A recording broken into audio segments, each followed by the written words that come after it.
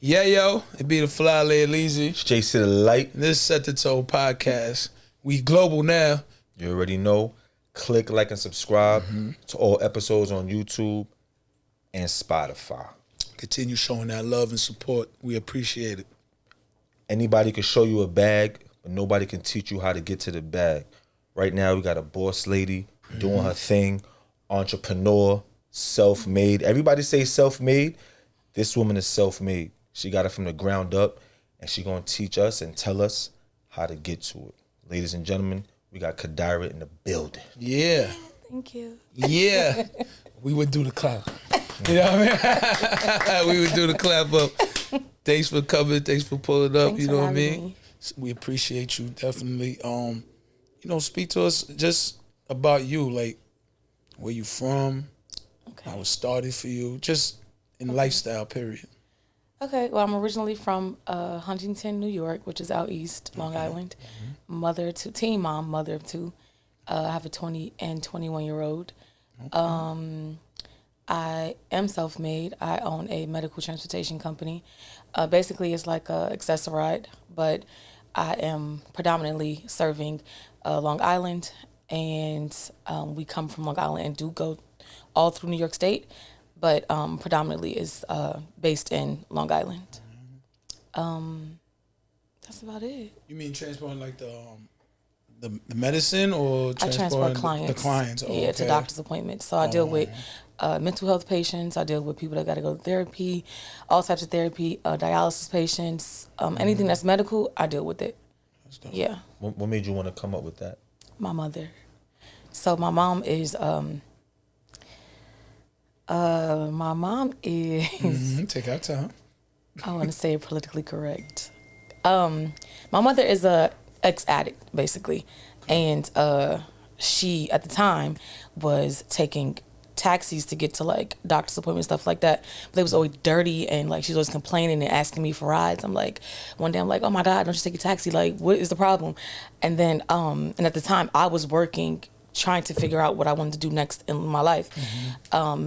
Because I just lost everything with my father catching a case, and we lost everything, businesses, everything. So I came back home here to New York. I was in Ohio, and she was just always asking me, and at the time I was working like 16, 18 hours a day, trying to save money for any type of business, just something to get my foot back in the door of entrepreneurship. And I was like, what do you actually do to take your taxi? And she was like, oh, the state pays for it. And I was like, so why you asking me if it's a free taxi? And she's like, because they're nasty, they dirty, they be late, they have you waiting for like hours, all this type of stuff. So I took her to her appointment that day. And then I was like, let me look into this. So, and I'm like the research queen. I know about a lot of different industries. So I did the research, took me about 6 months to a year. And I was like, this is what I'm gonna do. And then plus I like helping people and putting smiles on people's faces. So I was like, I'm going to just do mine differently than anybody else. So you're going to have an experience when you're with me, or with my company. So that was back in 2016. It took me a whole year to do all the research. And then at the end of 2016, I started it. But it took a year to get the contract. So I didn't start on the road until 11/7/2017, which is my spiritual numbers. So I felt like everything was just aligned. And it worked out great eventually.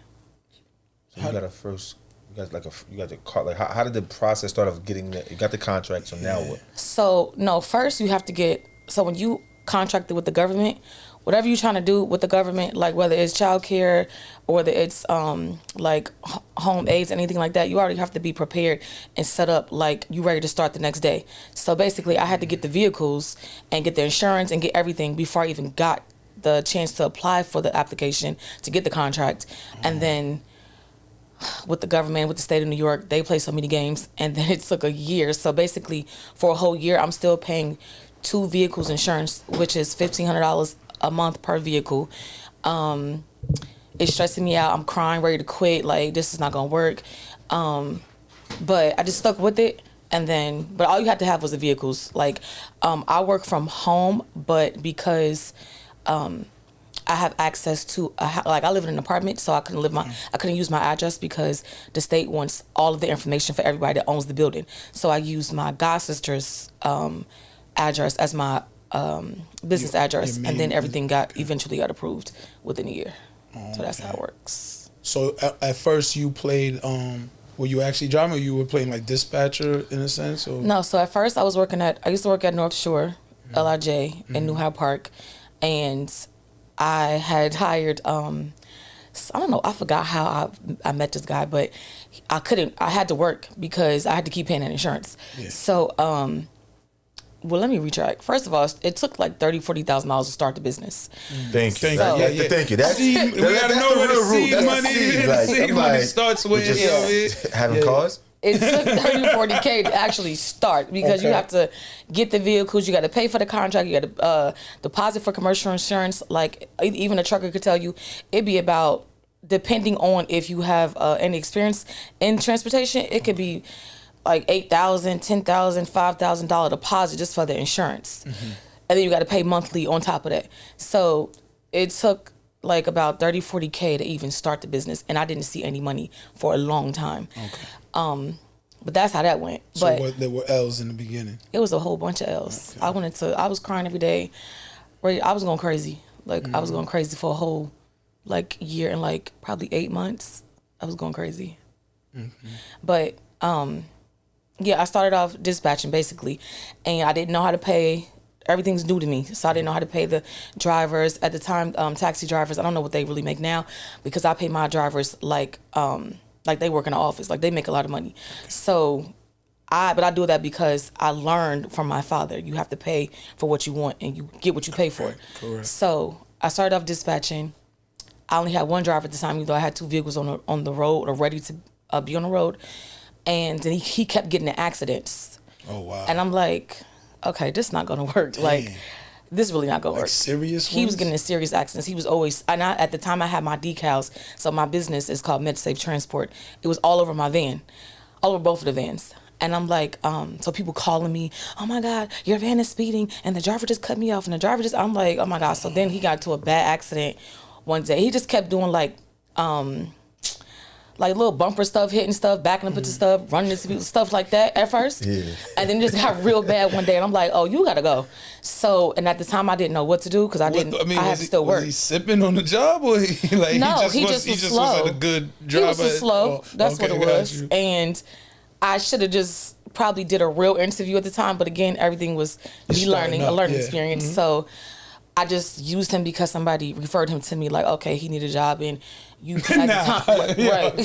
He need a job. Mess up my business. Like, yo, have somebody to mess up your business. A job. There he is. Right. I thought somebody referred him like, yo, he's reliable, he's good. No, he need a job. They lied and said he was reliable, but obviously he wasn't, because I was like, yo, why does this person keep getting into accidents? Like, I think it was one of my son's coaches.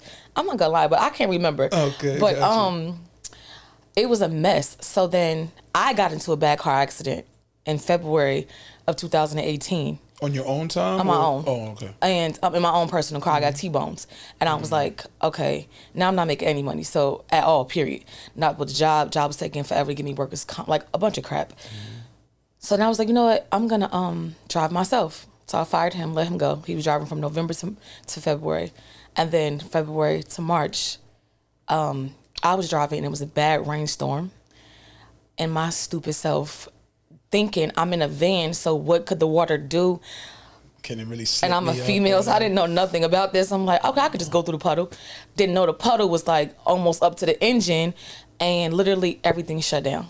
The whole van shut down. Alternator and all that, yeah. So he was already wrecking up my other van, and then I just got this van messed up. So then it was like $4,000 to get a new engine. And I was like, oh my God, dang. I don't got no money for this. But then insurance paid for it. My insurance did get raised, but they paid for it. And it took the guy like 2 months to fix it. So the other van is already bumped all up. I don't want to drive that because it's raggedy. And my whole, I forget the word, but what I aim to do is please, and I want you to always be in a clean vehicle. I don't want the vehicle to be old and raggedy. I want it to smell good. I want the drivers to look good, all that type of stuff. So I wasn't using the other van, and then I just wrecked this one. And I was like, okay, maybe this is just not for me. And then the van came back. And then am I doing too much? No, okay. spit, bro. You Set the tone. Set the tone. Okay. This is what we're here for. So then, what happened? At the end of September, all this time I am driving when I get the van back. So I got the van back in like March, April, May, June. So like May or June, I got the van back and I started driving it. And then I was just going everywhere, like door to door, different doctors' offices, hospitals, everywhere, because I'm a Black woman though. And because, not to like be like, oh, I'm this, that, and third, but they're not taking me serious. And I got on a MedSafe collared shirt. I have on khakis. I have on. Yeah, I'm dressed very professional. Sometimes they got on a suit. And I'm like, can you just please, here's my car. Can you just take a chance on me, this, that, and third? And they like, oh, no, we'll see. And nobody seen nothing. One day, I got a client and I went inside to give whoever made the appointment for me to pick him up a business card, and she was a Black woman. I can't remember her name, and I'm so sorry I can't, but wow. I love her. But I can't remember her name. So you really love her. But she was like, you own this company? And I was like, yeah. And she was like, and you Black? And I was like, yeah, I'm a Black woman. And she was like, okay, we gonna talk. So I came back like the next day, and we're talking, and she was like, listen, you only got one van, so I can't give you everybody, but we gonna see what to do with like 5 clients at first. So I was like, okay, cool. So then I get the 5 clients. This person? I could not remember her name. I can't remember her name. I just know if you watching this, I know you lived in Wyandanch and you was like my girl, but I cannot remember her name. But she gave me 5 clients at first, and then I'm picking them up always on time. And she's like, okay, I'll give you 5 more people. Always on time. And she was like, all right, let me give you 20. Always on time. So literally I went from making zero, probably like $100 a week, to making like $3,000 a week out of nowhere. And I'm like, oh, I'm booming. I got money now. But I'm like, hold on. Where did you get these clients from? Her. Where was she at? So she works at a like a mental health facility. Okay. So most of my clients at first was coming only from her. And I'll get like a doctor's appointment here and there, like in between. So since these people go every single day, it was making me money, because they have all types of issues, and then some people come out of jail and they have to go to a mental health facility because they're mandated from the state, I guess based on probation laws or whatever, I don't know. But she was giving me the people, and so they go in like every other day or every day.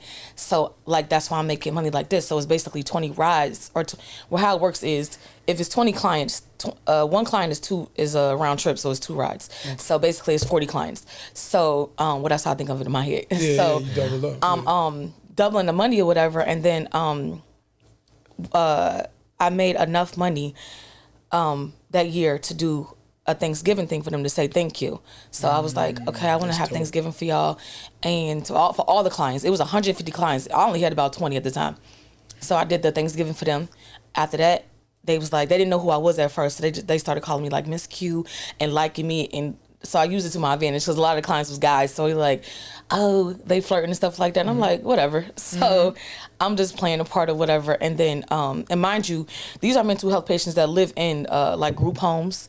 They live in like mental health facilities. A lot of them are cuckoo for Cocoa Puffs.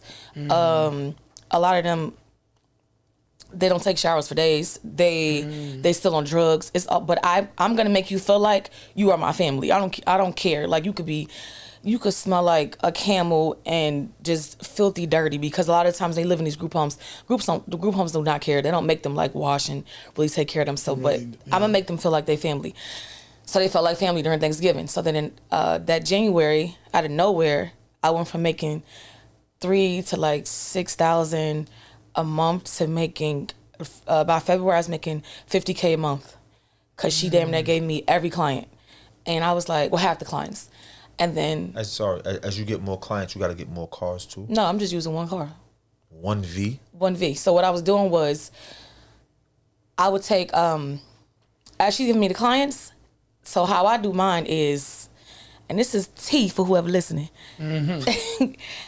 So I start at the top and I come down. So basically where the facility was, let's say it's like borderline Queens, but all my clients live further out east. So I started whoever lives the furthest, and I come down. But I would sweet talk them, like, listen, I know your pickup is only at 9 o'clock in the morning. I know you don't want to be in the van sitting with me for no hour and a half, but I'm gonna buy you breakfast, okay? I'm gonna buy you breakfast. I'm gonna get you McDonald's afterwards. I'm gonna feed you whatever you want. I'm gonna feed you one pack of cigarettes. I'm gonna get whatever you need.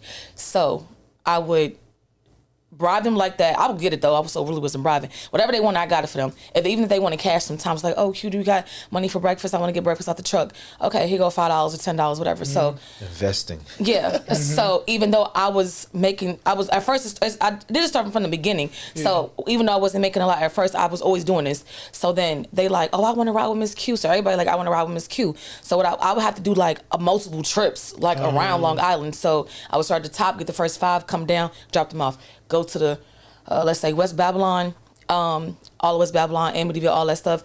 Pick them up, 5 people, drop them off. Go back out, pick them up, drop them off. By the time I'm done dropping off, though, it's time for the first set to come back home because it's programs, and the programs end at a certain time. Back then, they had like, I think 2 or 3 programs. So each set of people would end at a certain time. Yeah, like 2 hours. Yeah, maybe in like 2-3 hours. Yeah. So then after that, I'm making all of this money, and then COVID shut me down. Now I'm not making nothing. And then from all of 2020, March 17th, all the way to July 21st, 2021, everything was closed basically. And at the time, I did not want to do hospital visits because everybody had COVID. And I'm like, I don't want, now if I get a driver, my driver catch COVID and I got to pay workers' comp, I'm not doing all of that. So I was like, forget it, we just closed. And then I just got a phone call like, hey, we back open. I'm giving you all the clients. And I was like, what? Same person? No, now she quit. She left I was about to say, and moved down south. Remember her name. But because You should try to She's a find success her story and let her work for you, yo. no, I think she moved down south because she was having personal issues at home with her her fiance. But she moved away. Like she basically disappeared on me. I couldn't find her no more. Okay. But for Christmas one year, I gave her like $1,000 to say thank you, and she was appreciative, whatever. But every year after that, 2018 and 2019, I did the Thanksgiving thing. And 2020, I couldn't because of COVID, obviously. And then I guess because everybody remembered Miss Q, that's what they call me, Miss Q, or they call me Boss Lady. And they was like, we want to come back. And because I paid my drivers so good, they was loyal. They was like, I want to come back and drive for you. So they called me and they was like, we giving you all the clients. So it went from like, I probably had like 50, 60 clients to about $120. And then I had that for the rest of the year in 2021. And then January this year came and I went from, let's just say about 50K a month to now like 150K a month. You're in your glory, son. How many drivers under the system? I have like six, seven drivers. One is like just a fill-in when somebody want to take off. But like 6, 7 drivers. Every day. Just moving every day it's moving. So basically, that place, and I'm trying to take over other places in Long Island since now that these people know my name and know MedSafe. I'm trying to take over other facilities, but I have this facility, I have most of the clients, and I also have the same amount of clients that go to doctor's offices. Okay. So now we're open from, at the time, we used to only be open from 8 to 3. Now I'm open from 4 a.m. to midnight. And then my kids work for me, so they are also part owners.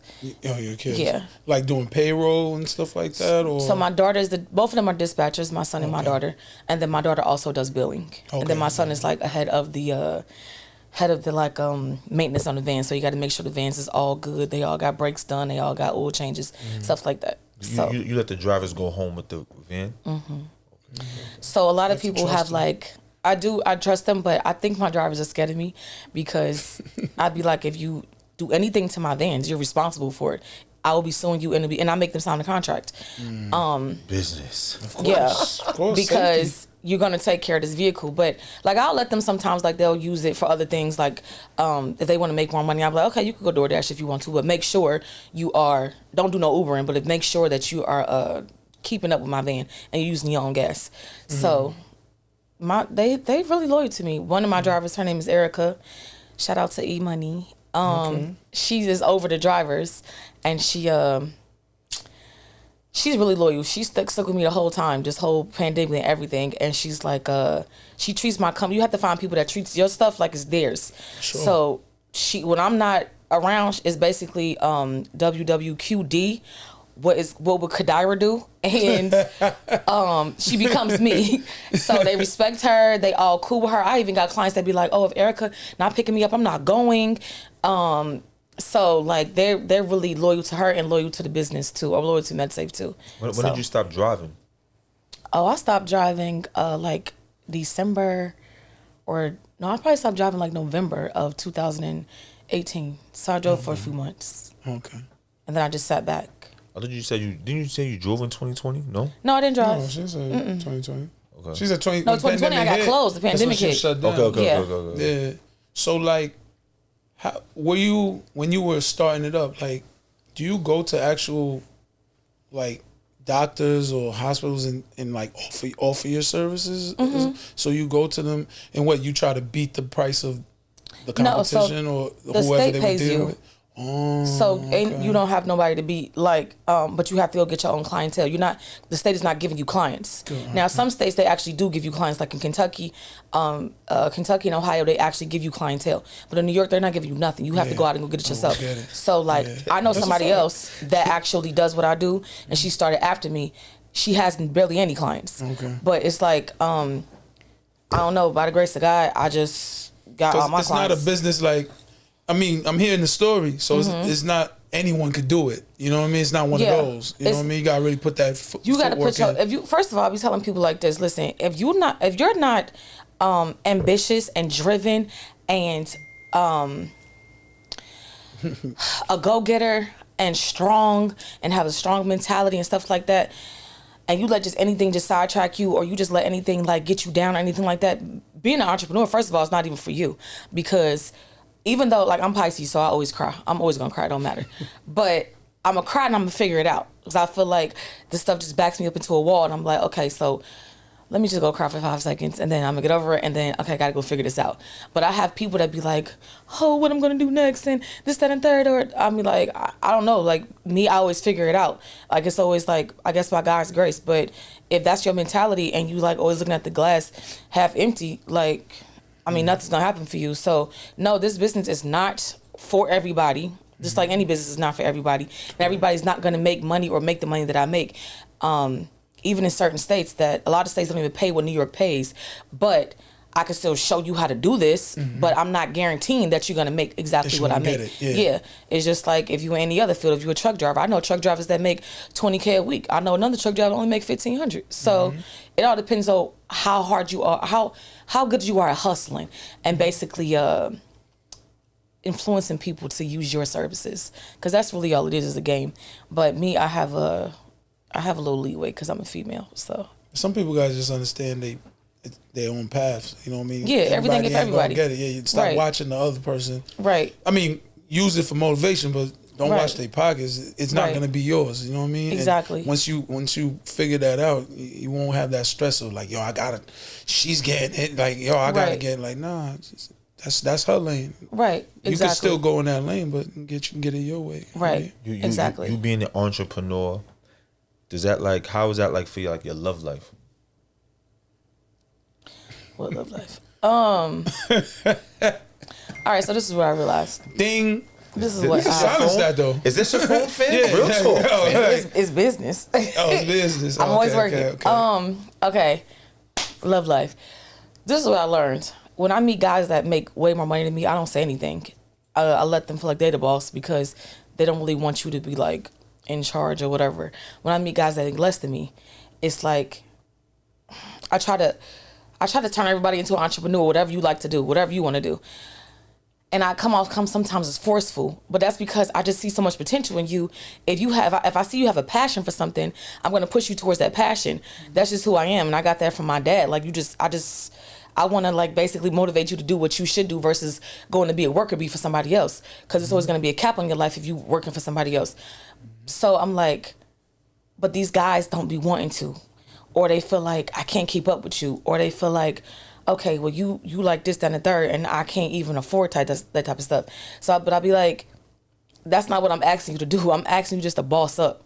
And then once you boss up, we can do all the other things. But I feel like they be intimidated. One time I was with a guy, he was even, I don't know if he was competing with me. Everybody said that he was, but I know he was jealous and envious, and will always be counting my pockets and telling me what I better be doing for him, and if I'm spending money on my homegirls, then I better be spending money on him. And I'm sorry, I don't take care of Negroes, so unless it's my son.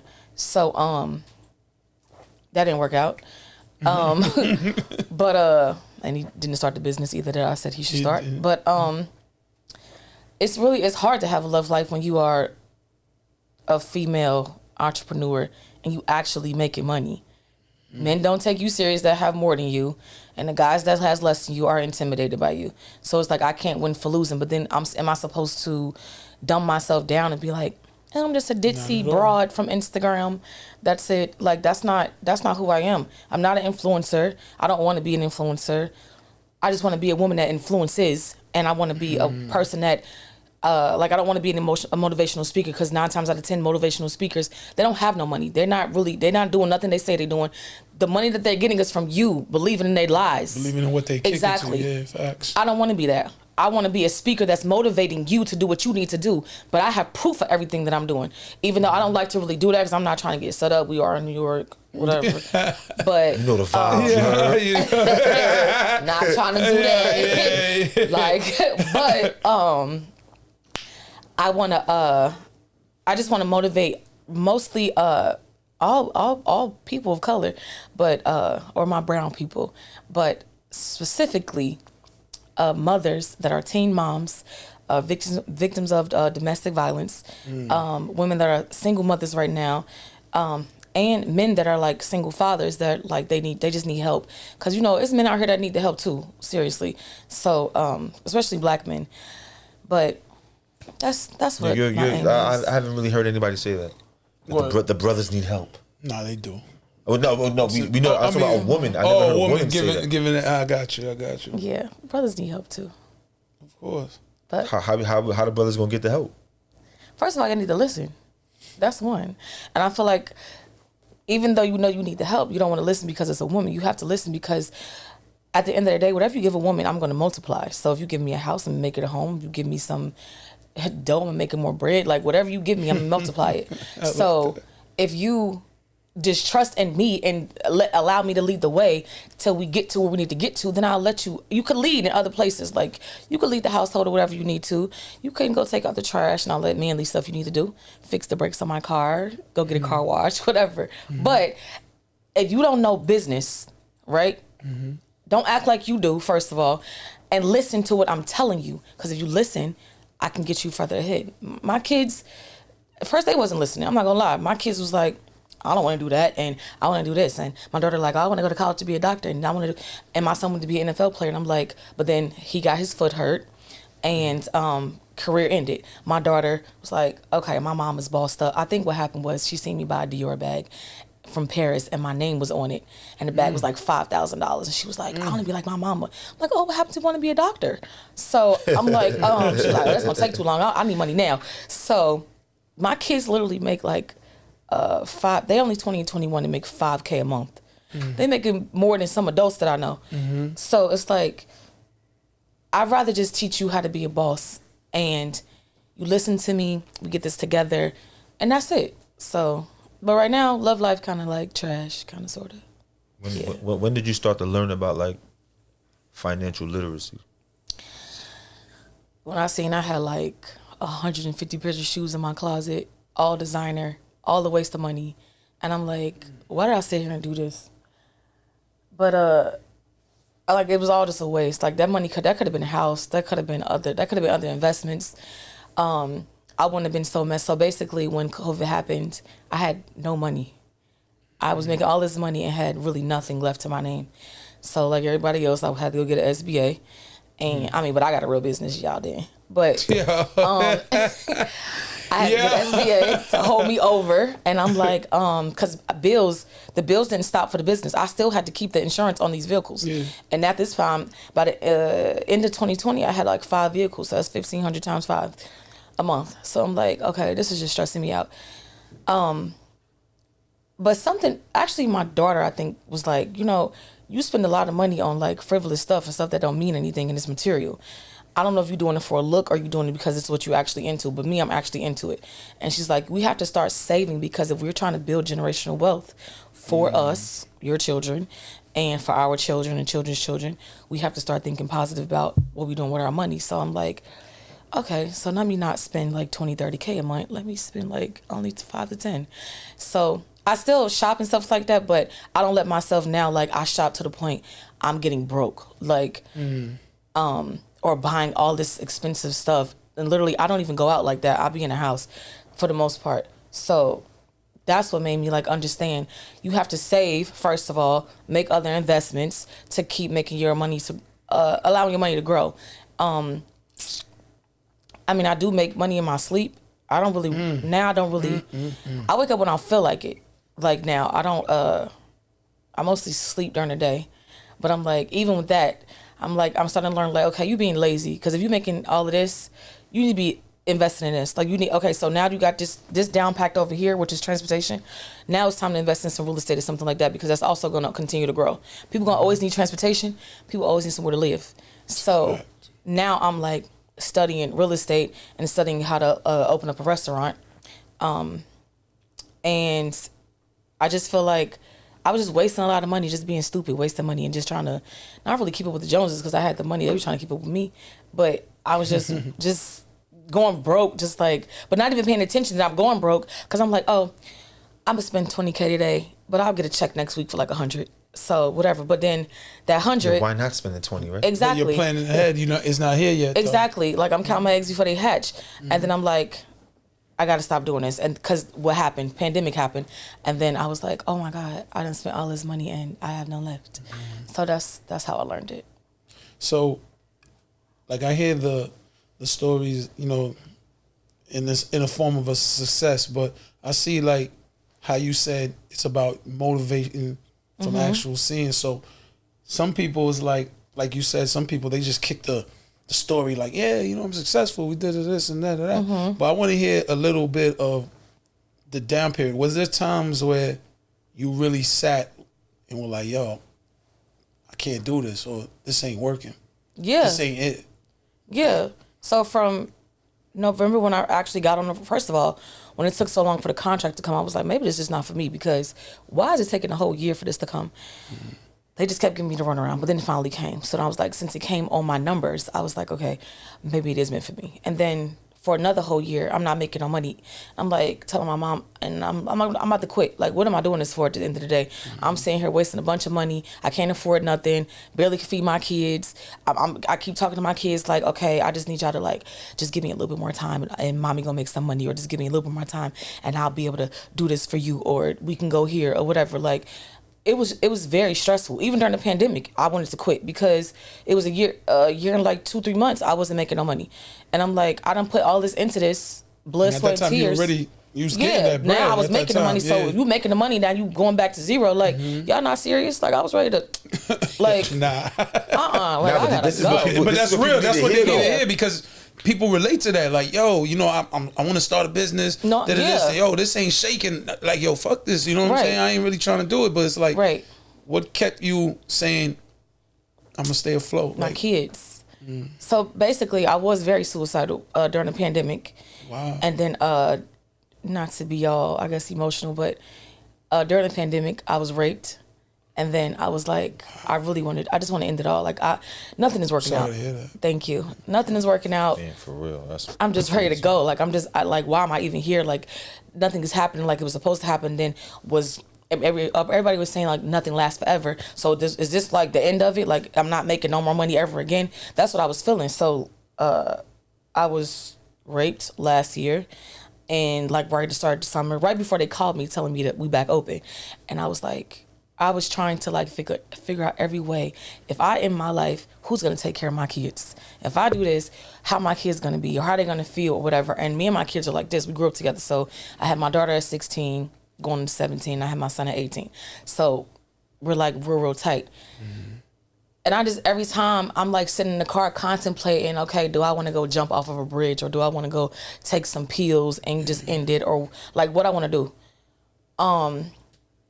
I just see my kids' head, and then I mean, my kids' faces in my head, and I see when they was little babies for some reason. I don't see when they right now. I see babies that actually need me, and I'm like, I can't do that. Like, it gotta be God. Gotta be keeping me here for some type of reason. And I'm like, and I know my calling is to help people and put smiles on people's faces and motivate people and influence people. I get all those type of messages all the time. So I'm like, I gotta be, that gotta be my purpose in life. But my kids come first, and I know that if I leave, nobody's taking care of my kids the way I take care of them. Nobody's looking out for them. And I have a huge family, but it's like it's every man for themselves basically. And I'm not about to have my kids out here struggling or gotta fend for themselves. I'm not doing none of that. So I was like, nah, I gotta stay. So it was just like basically one day I just woke up out of it. And because people don't understand either, when you're mental, it's like getting to the point of like you want to end it all, and you are just very depressed, and you're like down here. I mean, you vibrating very, very low. It is hard to pick yourself up out of that. Like, it is so hard. You got to like basically mind F yourself to make yourself believe, nah, like I can do this. I can do it. Like, I can do this. So that's basically what I was doing. So then I started to manifest, and I started to look at myself in the mirror. So at the end of the day, ain't nobody in your way but yourself. So I just look in my mirror and tell her, like, bitch, you gotta move. Like, I gotta do this. So, and in my head, I don't know if I'm crazy or not, but it'd be me talking back to myself, like, nah, like it's like it's the angel talking to the devil, and I'm like, nah, bitch, you really do gotta move. Like, I'm trying, I got something to accomplish. So I'm like, and then I hear like people say, I was in the newspaper, I'm the first Black African American woman to open this type of business in the state of New York. And I'm like, yeah, what we here for? Yeah. So I'm like, I'm trying to build this legacy. I can't let my legacy just fall like that. Like, okay, it was the rise and fall or whatever. Like, not that I'm like Michael Jackson, but I just felt like I was like important at the time. So I'm like, nah, I'm gonna keep going. And then I promise you, the week later, they was like, we back open. You got vans? Your vans is ready? And I'm like, we ready. So that's what happened.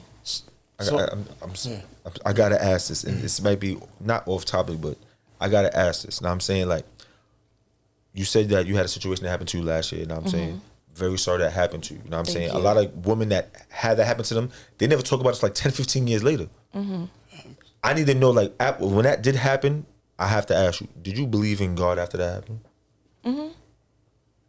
I believed in God, but I also blamed myself for like allowing, like I felt like I almost like it was my fault the situation happened, but I was like, how the fuck is it my fault? Like at the end of the day, you a grown ass man, you claim you get so much puss, why are you fiending for me? Like, it makes no sense. So, and you pretty boy Floyd, like you look like Genuine back in the day, like why are you fiending for me? So I'm never gonna not believe in God. I feel like just things just happen sometimes. It happens for a reason. I don't know if it happened because I had to tell my story. Like I've been through worse. Like that's not the first time I've been raped. I've been raped twice. I have been mentally abused, physically abused. I done had my face bashed in. I done got black eyes and I got dragged off elevators, shoes thrown in my face. I done got beat with a gun, like everything. But one thing about it, I think for me, you're not gonna look at me and see my pain. You're not gonna look at me and see, I'm gonna always present myself. My father taught me, you always present yourself like you $1 million lady. Like always. So I'm always look good. I'm always make sure I got the best attitude. That's why I feel like things happen for me, because I have been in like messed up situations, but I always come out of it. I always come out of it on top. Even if I lost money, I get the money back like tenfold. So it's like, I'm always gonna put God first, and I'm always gonna believe in a higher power. Like God is in control of all of this. So I don't never like be like, oh, God don't love me and this, that, and the third because I went through this. Nah, like, you know, some shit just happens sometimes. And, you know, at the end of the day, there is a God. But at the end of the day, we also human. And we got to sometimes be responsible for the things that we do, basically. So I'm able to stand up in my bullshit and just like, and understand certain things that has happened to me. Now, these situations, like, I don't want to get too deep and whatnot, but these situations with these, how you describe the guys who are intimidated by you. Or it was like she's bossed up, they don't know how to keep up, and they just jealous, like how you described before, or because I'm getting that these were people you were dealing with.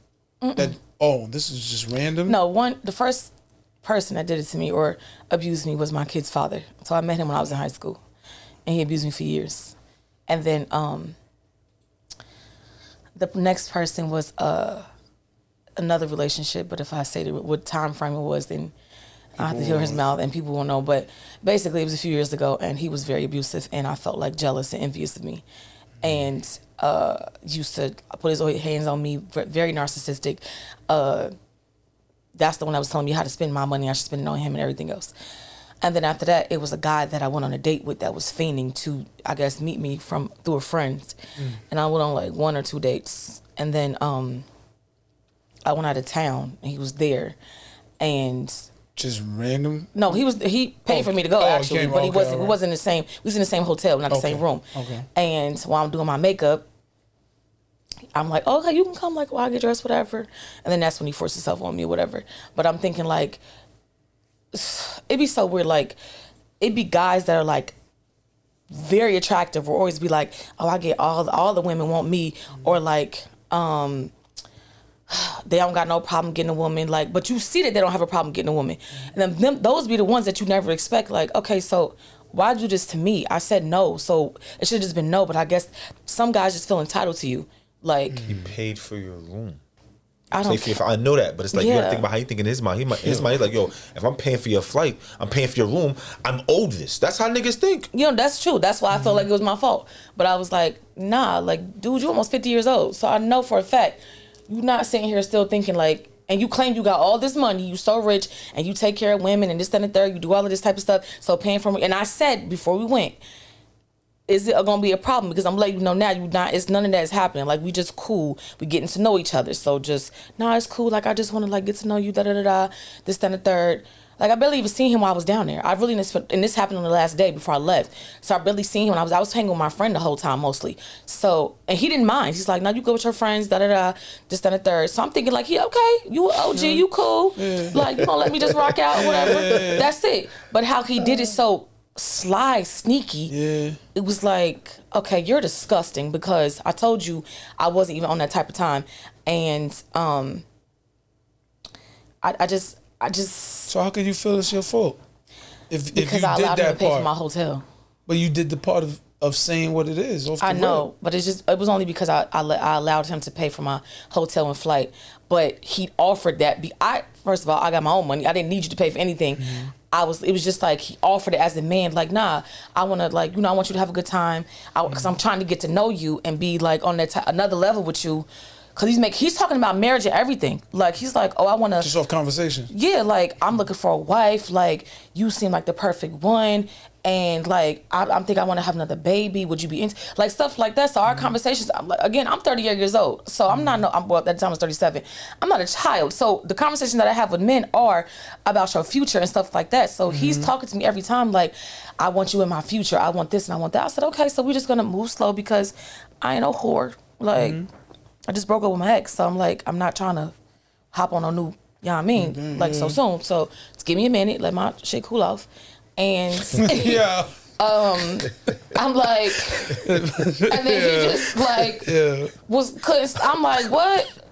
I mean, if I was you, I want me too. But you could have just waited a little bit longer. You probably would have got it. Like, calm down. But how he just forces, and I'm screaming, stop, and I'm screaming, get off of me, and I'm trying to. I have horse thighs, and I'm trying to kick it. I can't even do nothing, and I'm like, oh my God, like, I cannot believe this is happening to me again. And I felt like I forgot her name, Jada Pinkett, and set it off. Okay. I felt stony. I felt disgusting. Yeah. Like I can't believe this is happening. And then I just felt like so nasty. Like, I wanted to just, and that's when I was like, and because of who he was, I didn't want to press charges because I was scared. And I'm like, and because he just got out of prison for murdering somebody. And it was a lot going on at the time. And I was like, and because it happened in another state, I would have to keep going back and forth to that state. I don't got time for that either. I got a business to run. So I was just like, I'm going to let God handle that. Whatever happens to him, I'm going to let God handle it. My hands is off of it. What I get from this is that people got to have boundaries, you know what I'm saying? So right now, like, let's think about outside looking in. If you tell a person, like, it doesn't matter if I'm getting dressed, you could come in, and that person's mind means I'm going to touch. Like, in his mind. Whether like, he thinks that, oh, that's what you want. You like, that's like your signal for him to try to mess with you. If you say, yo, it doesn't matter, I'm getting dressed, you come in. So he's like, okay. But you feel like that if I was getting dressed in the bathroom, I said I'm going to the bathroom. Oh, I didn't hear that part. I just heard that. You just said no. The way you made it seem like you was coming in the room. No, he wasn't coming in the room. I was like, I'm going to go into the bathroom because basically how the room is set up is it was a only 5-star hotel in Texas. How the room is set up, it's the bed, it's a divider in between with a TV that comes up and down in the divider. Then it's couches. He was over there on the couches. I'm about to go in there, and I on purpose made sure I had on a long nightgown. And I'm like, I'm going to go into the bathroom and get dressed. And then he did what he did. And that's just show that niggas is really corny, bro. How you niggas is claim all of this shit, look this way, do this, say this, and still out here force themselves on women. Right. Those niggas gotta go, fam. Yeah, that's right. That's not setting a tone at all. You know, we don't condone that type of stuff over here. You know what I mean?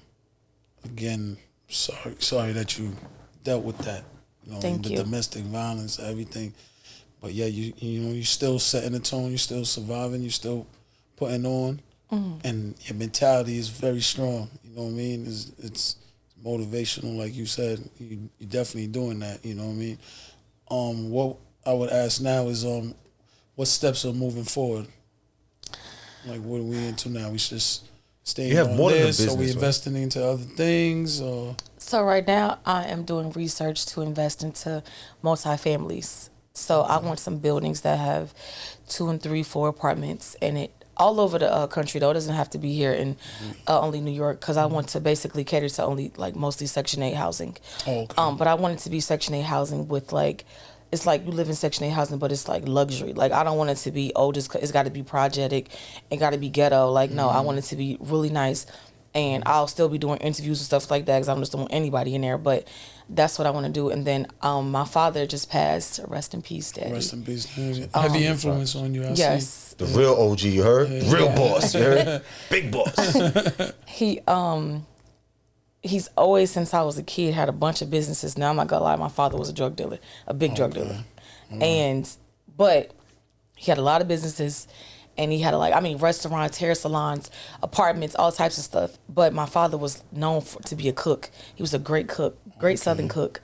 So I'm like, my mother's from here, my father's from the South, and I have to open up a restaurant now, because I know he want me to do that, and because I'm a cook as well, and I cook even from here. I cook Southern food mostly, but I'm like, to pay tribute to my father, I'm gonna do 2 things. Give me a Porsche, because that was his cars he drove was a Porsche always, and I'm gonna get me a restaurant this year or by next year. So that's what right now I'm doing, like research to open up a restaurant. And like I know like the owner of Kokomo, so I'm trying to ask him if he can like direct me in a certain direction or whatever. And I know one of the owners of Legos, so I'm trying to see if they can direct me. If they can't, it's fine. Like I said, I'm the research queen. I can figure it out on my own. It's just like sometimes you do you need to walk through with you sometimes. Exactly, and they can cut out some of the waste of your money and time. Yeah, so that's it. That's what I'm working on right now, though. Okay. Well, we appreciate you coming through. I don't know if there's anything more you want to say. A message for the women. You know what message for the women. First of all, I'm gonna need y'all to boss up and stop looking at what a nigga got our black men have in their pockets. That ain't cute. And if you focus your energy on getting your own money, then maybe you won't be so worried about what a nigga can do for you. And once you actually boss up, a dude gonna know he gotta come correct, period. So get your money up. Stop trying to take all these flicks for Instagram thinking that's gonna get you something, because 9 times out of 10, this the camera? Half of y'all is broke on Instagram. All the IG models and all that. One time, half is what? Half of y'all on Instagram that's trying to be these IG models and influencers. Get your money up, because it ain't IG not paying like that. Unless you Jada Waiter, girl, I love you. But the rest of y'all, like, get your money up. Focus on, get a job, get an 8 to 5, get some type of business about yourself. Get out of men's pockets and trying to be on everybody private plane or every celebrity. Like, that's not cute. Build some wealth for yourself and generational wealth for your kids if you have any. And for the fellas, stop being intimidated by bosses. Like, treat us like, y'all say y'all want a woman that Or do y'all want the men's? But y'all say y'all want a woman that is bossed up and that those are women that you would cater to. Actually cater to her.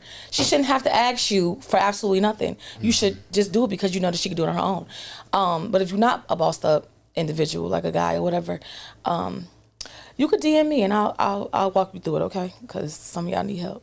All of y'all need help, but just... Yeah, well, that's how you set the tone right there. All That's right? a fact. You know what I mean? But it's the Fly Laying Leezy. It's JC the Light. Set the Tone podcast, and we out. It's a good one right here. Yeah. Yeah. You ain't here.